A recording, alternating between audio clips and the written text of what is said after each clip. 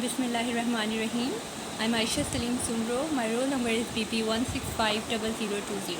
The topic of my presentation is aminophylline. Let's start with the introduction of aminophylline.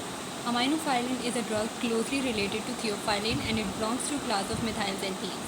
This drug relaxes the smooth muscles and helps to relieve bronchial spasm. The rational use of aminophylline is that it relaxes the bronchial muscles. It is used as a bronchodilator, used to control coughing, wheezing, and shortness of breath. It eases breathing in case of asthma, chronic bronchitis, and emphysema. Now, various side effects are related with the use of aminophylline. It causes upset GI, nausea, vomiting, and diarrhea. It also causes CNS stimulation, insomnia, irritability, and headache. Cardiac stimulation caused by aminophylline leads to hypotension, arrhythmia, and hypokalemia. Aminophylline shows various drug interactions. Drugs like cimetidine, erythromycin, interferon, enoxaparin, thiobendazole cause increased level of aminophylline levels in the body. However, antipsychotics like carbamazepine, phenobarbital, and rifampin decrease the levels of aminophylline in the body. Aminophylline causes severe toxicity and which can result in the death of the patient. Toxicity is presented by nausea, vomiting, seizures, cardiac arrhythmias, rhabdomyolysis, and cardiac arrest. The exact mechanism of how this drug causes toxicity is still unknown. In case of aminophylline toxicity, the antidote we use is charcoal and sorbitol. We use charcoal and sorbitol because it decreases the aminophylline absorption from GI if the drug was taken orally.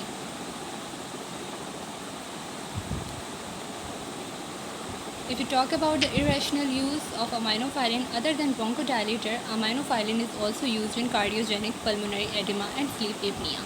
It is also used in cellulitis cream.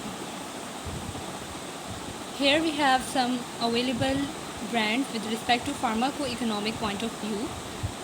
Ampoule injection by GSK containing 250 mg per 10 ml of aminophylline are available at Rs 85. We have Niltes syrup having 35 mg per 5 ml of aminophylline available at Rs 52, which is quite economical.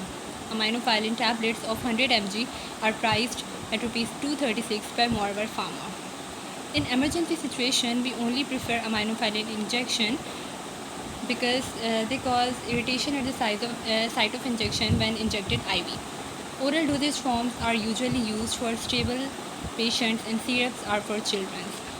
We have some alternative choices in place of aminophylline. We can use theophylline and caffeine.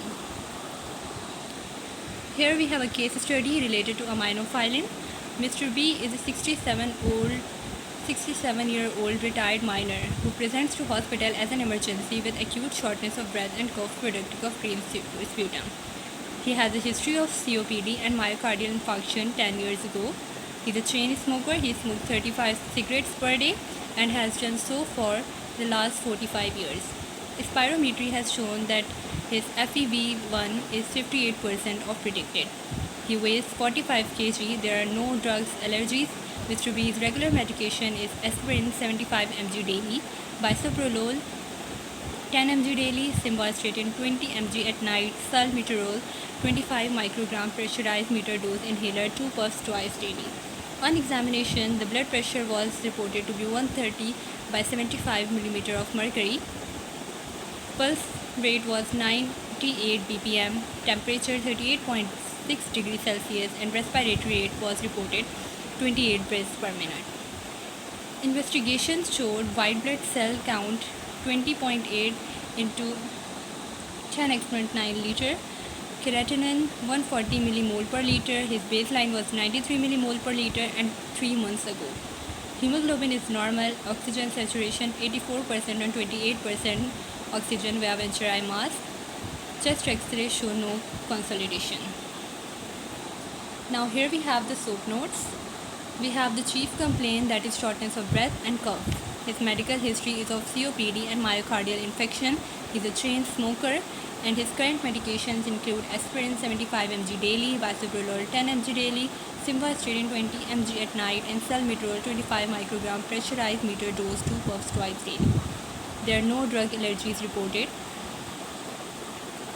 In objective, we have the vital signs of the patient. His blood pressure is 130 by 75 millimeter of mercury. Pulse rate is 98 bpm. Temperature is 38.6 degrees centigrade. Respiratory rate is 28 breaths per minute. Laboratory data show blood cell count of 20.8 exponent 9 liter.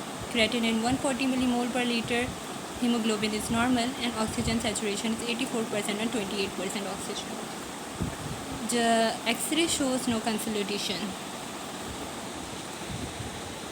On assessment, the differential diagnosis we can make is that there could be anemia, which has been excluded because its hemoglobin level is normal. Community acquired pneumonia can also be there. Acute heart failure, which have been excluded also because the chest X-ray is currently clear. The diagnosis we made is that he has infected exacerbation of COPD. He has green sputum producing cough and elevated temperature and white blood cell count. He is trachepneic. So the plan we have here includes pharmacological management and non-pharmacological management. Pharmacologically, we are going to manage it according to the following strategies. Since there is an acute condition, so the goal of the treatment is to cause bronchodilation to optimize the oxygen levels of the patient. Prescription should include oxygen at a flow rate of oxygen saturation between 88% and 92%. Salbutamol nebulizer 2.5 mg 4 times a daily, or 10 puffs of salbutamol 100 micrograms activation via spacer device 4 times daily. Aminophylline with loading dose of 5 mg per kg, and in his case it would be 225 mg according to his body weight. In 10 ml should be added to a 50 to 100 ml bag of either sodium chloride 0.9% or glucose 5%, and given over 20 minutes immediately after the loading dose as a maintenance dose. An antibiotic such as amoxicillin or doxycycline should be prescribed because he had sputum showing some kind of infection. He suffered a myocardial infarction 10 years ago, so simvastatin should be increased to a minimum of 40 mg at night. Beta blockers in the patients of COPD usually they are reported to increase the lifespan of the patient, so we can use beta blockers here. Non-pharmacological management include that since he is in inpatient department, it would be good opportunity to offer him smoking cessation advice, and pharmacological intervention can be made in this case to quit his attempt.